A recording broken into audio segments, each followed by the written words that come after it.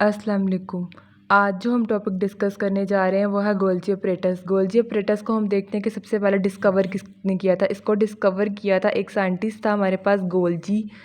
उसने 1898 के अंदर इसको डिस्कवर किया था। ये एमसीक्यू के लिए इम्पोर्टेंट है कि गोल्जी ने इसको डिस्कवर किया था 1898 के अंदर। पाया किन किन में जाता है? यूकैरियोटिक सेल्स के अंदर पाया जाता है। ठीक है, ये भी याद रखने वाली बात है, पूछी जा सकती है एमसीक्यू में। नेक्स्ट हमारे पास आ जाता है कि हम इसके स्ट्रक्चर को डिस्कस करते हैं। इसके स्ट्रक्चर में हमारे पास मौजूद होती हैं सिस्टर्नी। सिस्टर्नी हमारे पास क्या होती है? सिस्टर्नी हमारे पास स्टैक होता है। स्टैक मीन एक ढेर, एक ग्रुप। ठीक है, किस चीज़ का ग्रुप होता है? Flattened membrane bound sacs. Flattened membrane bound sacs का क्या मतलब है कि ट्यूबुलर स्ट्रक्चर्स होंगे हमारे पास। ठीक है, किस तरह होंगे हम इसको भी डायग्राम से देख लेते हैं। ठीक है, ट्यूबुलर स्ट्रक्चर्स हैं वो एक दूसरे के ऊपर ग्रुप की फॉर्म में पड़े होंगे तो हम उसे बोलेंगे कि ये सिस्टर्नी है।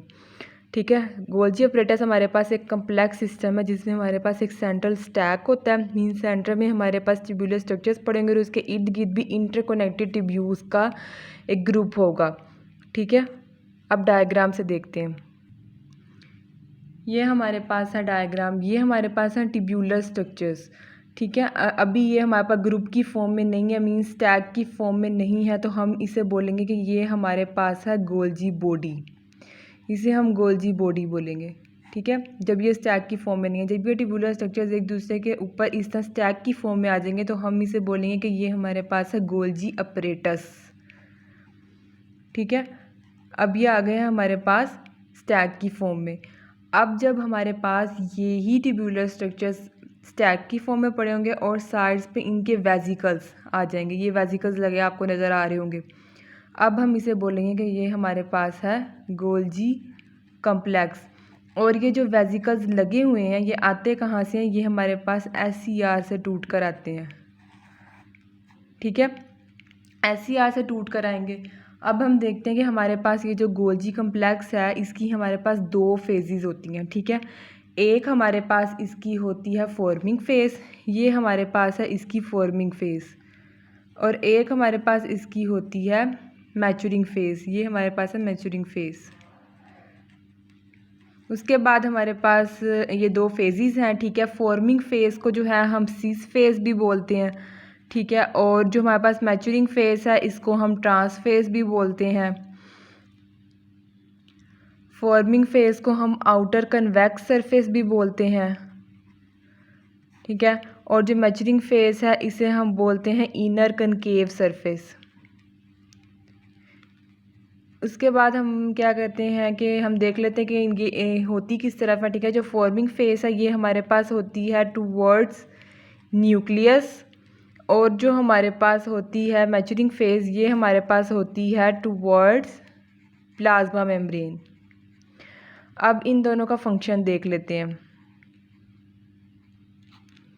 जो हमारे पास होती है ना फॉर्मिंग फेज, उसके ऊपर SCR mean smooth endoplasmic reticulum से जो है वो वेजिकल्स टूट के आते हैं और यहाँ आकर लगते हैं। ठीक है, और यहाँ पर वो आपस में मिलकर सिस्टर्नी के साथ इस तरह स्टैक्स बना देते हैं। ठीक है, उसके बाद क्या होता है कि जब वो सेक्रीटरी प्रोडक्ट्स में वेजिकल्स कन्वर्ट हो जाते हैं, ठीक है, वो सिस्टर्नी से ब्रेक होते हैं और इस मैच्योरिंग फेज के थ्रू यहाँ से निकल जाते हैं। ठीक है, आते फॉर्मिंग फेज के थ्रू हैं और निकलते मैच्योरिंग फेज के थ्रू हैं। ठीक है, अब हम एक दफ़ा दोनों फेजेस को रिवाइज कर लेते हैं, फिर हम नेक्स्ट चलते हैं। फॉर्मिंग दो तरह के फेज होते हैं, फॉर्मिंग फेज और मैच्योरिंग फेज। यहाँ पे ये फॉर्मिंग फेज है, ये मैच्योरिंग फेज है। फॉर्मिंग फेज को सिस फेज भी बोलते हैं, मैच्योरिंग फेज को ट्रांस फेज भी बोलते हैं। ठीक है, इसे हम फॉर्मिंग फेज को आउटर कन्वेक्स सरफेस कहते हैं और मैच्योरिंग फेज को इनर कनकेव सरफेस। उसके बाद नेक्स्ट हमारे पास इसका आ जाता है कि ये होता कहाँ पे है। ठीक है, मतलब जो फॉर्मिंग फेज है वो टूवर्ड्स न्यूक्लियस और जो मैच्योरिंग फेज है वो टूवर्ड्स प्लाज्मा मेम्ब्रेन। ठीक है, और हमारे पास नेक्स्ट इसमें आ जाता है कि इनका फंक्शन क्या है। यहाँ पे जो है SCR की बडिंग, SCR से वेजिकल्स टूट के आते हैं, यहाँ पे लगते हैं सिस्टर्नी में कन्वर्ट होते हैं। ठीक है, उसके बाद वो वेजिकल्स अपनी फिनिश प्रोडक्ट्स में या सेक्रेटरी वेजिकल्स में कन्वर्ट होने के बाद सिस्टर्नी से ब्रेक होते हैं, मैच्योरिंग फेज के थ्रू अपनी रिक्वायर्ड जगह पर चले जाते हैं। यहाँ से भी हम एक बार इसको रिवाइज कर लेते हैं। यहाँ तक हमने देख लेते हैं कि सिस्टर्नी स्टैक्स जो हैं उनके साथ फ्यूजन होती है वेजिकल्स की। ठीक है, और वो आते हैं कहाँ से? SCR से। आउटर कन्वेक्स सरफेस हमारे पास फॉर्मिंग फेज़ है, inner concave surface maturing phase है। सिस्टर्नी जो है वो वेसिकल्स में ब्रेक होती है और कहाँ से बाहर निकलते हैं, मैच्योरिंग फेज़ के थ्रू, ठीक है। और जो होल स्टैक है उसके अंदर नंबर ऑफ सिस्टर्नी मौजूद होते हैं जो आउटर से इनर फेज़ की तरफ मूव कर रहे होते हैं। ये देखें यहाँ से सिस्टर्नी जो है वो आउटर फेज़ थी, ये हमारे पास आउटर थी, ठीक है। आउटर से इनर फेज़ की तरफ, ये इनर फेज़ है, आउटर से इनर फेज़ की तरफ मूव कर रहे होते हैं, अभी हमने देखा है।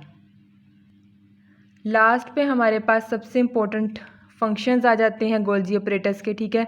सबसे मेन फंक्शन जो गोल्जी ऑपरेटस का है वो हमारे पास वो है कि इसका कंसर्न होता है सेल सक्रीशंस के साथ, ठीक है। सेल की सक्रीशंस में इसका बहुत ज़्यादा रोल होता है। नेक्स्ट उन्होंने बताया कि सक्रीशंस हमारे पास होती क्या हैं। सक्रीशंस हमारे पास वो प्रोडक्ट्स होती हैं जो सेल के अंदर राइबोसोम के ऊपर बनती हैं और एंडोप्लाज्मिक रेटिकुलम और गोल्जी ऑपरेटस के ज़रिए जो है वो बाहर मूव कर जाती हैं। उसके बाद क्या होता है कि जो गोल्जी ऑपरेटस है वो इन सक्रीशंस को फिनिश्ड प्रोडक्ट्स के अंदर कन्वर्ट करता है, मींस इनको इनकी पैकिंग वगैरह करता है और उसके बाद इनको जो है मेम्ब्रेन के बाहर मूव करवा देता है, ठीक है। ये था गोल्जी ऑपरेटस का फंक्शन कि उसने जो है सक्रीशंस को सेल मेम्ब्रेन से बाहर जाने से पहले उनकी पैकिंग करनी है, उनको फिनिश प्रोडक्ट्स में कन्वर्ट करना है और उसके बाद उन्हें एंडोप्लाज्मिक रेटिकुलम के ज़रिए या किसी और भी मतलब गोल्जी ऑपरेटस के थ्रू भी जो है वो सेल से बाहर मूव कर जाएंगे। अब यहाँ पे उन्होंने एक एग्जांपल दी हुई है कि जो हमारे पास मैमल्स होते हैं ना, मैमल्स, ठीक है, उनके जो पैनक्रियाज होता है वो ग्रेन्यूल सक्रीट कर रहा होता है जिसके अंदर ऐसे एंजाइम्स मौजूद होते हैं जो डाइजेशन में हेल्प करते हैं, ठीक है। गोल्जी कम्प्लेक्स का जो है गोल्जी ऑपरेटस का इसमें भी रोल होता है, ठीक है। ये जो ग्रेन्यूल्स बन रहे होते हैं पैनक्रियाज के अंदर, इनकी फार्मेशन में भी गोल्जी कम्प्लेक्स का रोल होता है, ठीक है। और उसके बाद जो प्रोटीन्स और इंजाइम्स सेल से बाहर ट्रांसमिट होने होते हैं वो भी जो है गोल्जी ऑपरेटस के थ्रू ही होते हैं। लास्ट पे हमारे पास मोस्ट इंपॉर्टेंट फंक्शन आ जाता है गोल्जी ऑपरेटस का, वो ये कि ये हमारे पास जो प्रोटीन्स और लिपिड्स हैं उनको मॉडिफाई करता है, ठीक है। Modify protein and lipid, modify करता है किस तरह के उनके साथ जो है कार्बोहाइड्रेट को ऐड कर देता है। प्रोटीन्स के साथ कार्बोहाइड्रेट्स ऐड होंगे तो क्या बन जाएंगे, ग्लाइकोप्रोटीन्स, और प्रोटीन्स के साथ लिपिड्स ऐड होंगे तो ये क्या बन जाएंगे, ग्लाइकोलिपिड्स।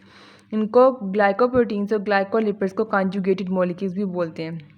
ये था हमारा आज का टॉपिक गोल्जी ऑपरेटस।